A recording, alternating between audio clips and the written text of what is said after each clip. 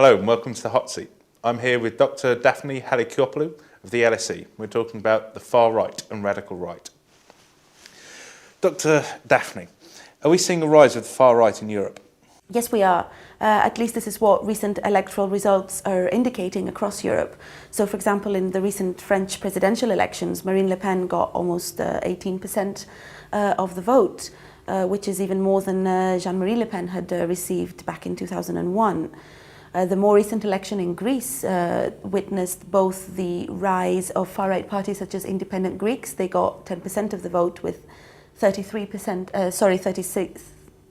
seats in parliament, but we also witnessed, more worryingly perhaps, the rise of the right-wing extremist street movement, the Golden Dawn, which is a militant Nazi organization. They received 6.97% of the votes cast and got 21 seats in the parliament. But also in other European countries we could see the support, for example, for the Dutch Freedom Party, Geert Wilders Party, or the Swiss SVP. Perhaps, however, we shouldn't classify all these parties as belonging to the same party family. A lot of people are talking about the rise of the far right in Europe, but what is important is to remember that these parties are also fundamentally different. On the one hand, what we're witnessing in Western Europe is the rise of parties that scholars would term as modernized or revamped.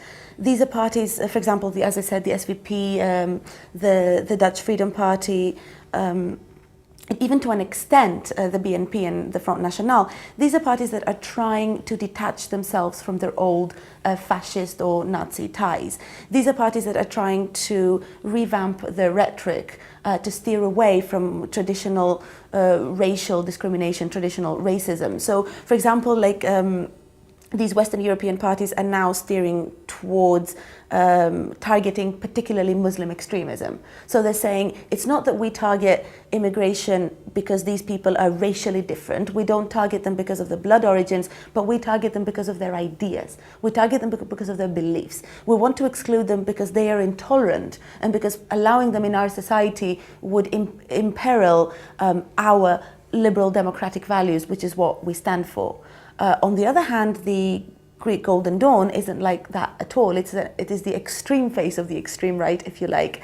This is a party that has got a traditional ideological base that is very close to Nazism. It is a militant party. It supports violence. It's got a very irredentist foreign policy, and they're quite proud of the fact.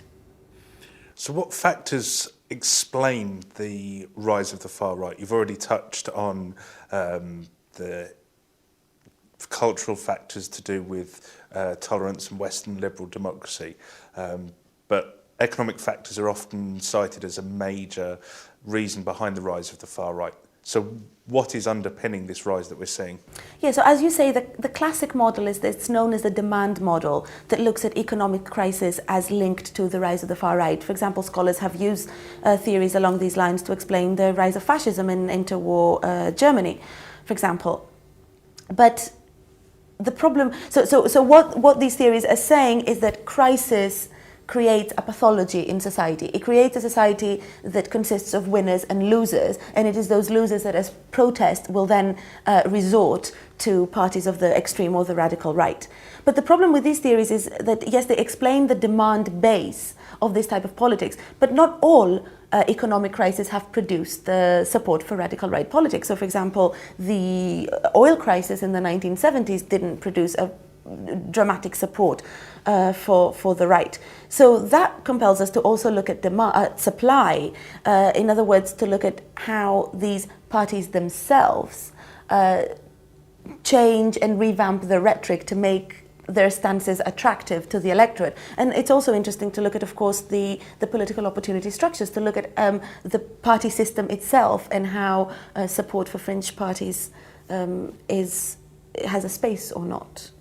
So could you expand a bit on how much the idea of a clash of civilizations, effectively, the Western liberal democracy on one hand, the idea of Islam, militant Islam, extremist Islam, how the interplay between those two is contributing to the support for the far right? Yeah, I mean, as I said, we're witnessing this more and more in Western Europe. So essentially, this clash of civilization and, Islamophobia are providing an opportunity for these parties to change their platforms and become more attractive to the electorate. So take the Swiss SVP, for example. One of the recent campaigns was based on a poster. The poster depicted a few innocent-looking white sheep, all based on a Swiss flag. One of the white sheep was kicking the black sheep out. But they tried to justify this campaign as saying, we're not kicking the black sheep out because it is black. We're not kicking it out because of its racial origins. We're kicking it out because it is the criminal sheep. The black sheep has the same connotation as in English. We're kicking it out because it is the criminal sheep that is going to erode our safe, liberal, democratic, tolerant society. So, and we're witnessing this as well in Britain with, for example, the rise of the English Defence League. Looking at the rhetoric, the way they try to portray themselves is, no, we're not against people of different racial origins. No, we're not seeking to be violent against Jewish people, for example, or other people of other racial backgrounds. But we are particularly targeting those Muslim extremists because they are seeking to erode our national identity. They're seeking to erode everything that Britain stands for, which is pluralism and democracy and liberalism. So what about the Golden Dawn in Greece? You spoke about them being a particularly extreme party. Are they separated from that European far-right mainstream effectively then? Yes, I would say they are. So what's interesting about the Golden Dawn is that they've been around for quite a while. This is not a new party. But they would receive maybe 0.2 or 0.3% of the votes cast. This election, they received 6.97 and got 21 seats in parliament, as I've already said. But their platforms do not resemble those radical right parties of Western Europe that we have been discussing. Their platforms are very closely linked to Nazism. So support for Hitler even, and Nazi policies. They are blatantly anti-Jewish. They are blatantly anti-people of any other racial background. In fact, they believe that Greece should be occupied only by Aryan Greek people. I quote, these people support violence as a mean for attaining their policies. They're a militant organization, so they have military ways of organizing themselves. They don't accept any form of immigration as legal. So for them, all immigration is illegal. Furthermore, they've got quite an irredentist foreign policy. They would like to renegotiate, apparently, the Cyprus question. And interestingly, they also suggested putting landmines on Greece's border to control immigration, which, by the way, they want to halt completely and expel all immigrants from Greece. What is worrying is that they actually perpetrate violence, and they've actually been responsible for many violent acts against immigrants in Greece. And a lot of their members actually have criminal records. So what's interesting as well is that their inclusion in the Greek parliament grants them parliamentary immunity, which is a partial exemption from the law. Who votes for the Golden Dawn? It's interesting that you should mention that. On the one hand, of course, you can say that the Greek election was characterized by protest and anger, and that is clearly one of the reasons. But looking more closely, initially the estimates were that the Golden Dawn would be successful in the urban centers, so say mainly in Athens and perhaps Thessaloniki, in certain deprived areas whereby elderly people were actually fearful of crime and immigration, and the Golden Dawn portrayed themselves as sort of the modern Robin Hoods, those who would be able to provide protection and security for them. But what the election showed, interestingly, is that the Golden Dawn enjoyed widespread nationwide support. So there is no urban-rural divide. It came second or third party in many constituencies. For example, interestingly, in Corinth, it got 12% of the vote, which is quite massive. And some initial analysis of who voted for the Golden Dawn indicated that it is essentially male between the ages of 18 and 50 or 55, generally of lower educational backgrounds, that voted for these people. But an overall 6.97% of the vote in both urban and rural areas is quite significant. What about the picture in Britain? So an interesting development that took place recently is that Tommy Robinson, the leader of the English Defence League, the leader of the EDL, recently announced that he is going to enter politics. He's in fact going to be the deputy leader of the British Freedom Party.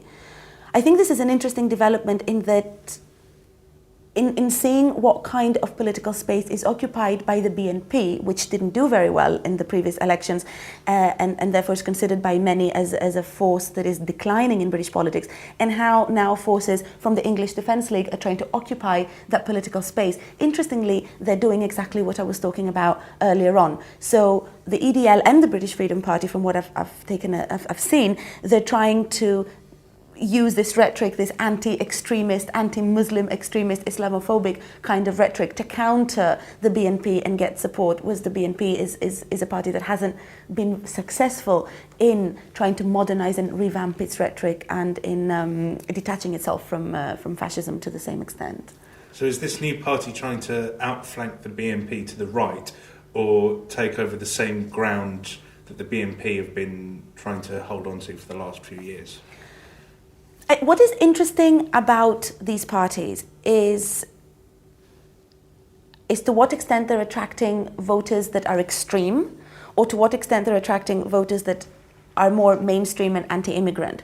So, according to some scholarly work, there is latent support for parties of the right, or parties right of the centre-right, because anti-immigration is quite a mainstream sentiment. A lot of people don't vote for the BNP because it's considered still illegitimate in the eyes of the voter. So I think what these parties are doing, perhaps cleverly so in some countries, is that they're trying to portray themselves as legitimate political forces so as to try and gain support from those members of the people who do have anti-immigrant sentiments but do not want to associate themselves with an illegitimate party that is tied with fascism or Nazism. Thank you very much, Dr. Daphne Halikiopoulou. You're off the hot seat.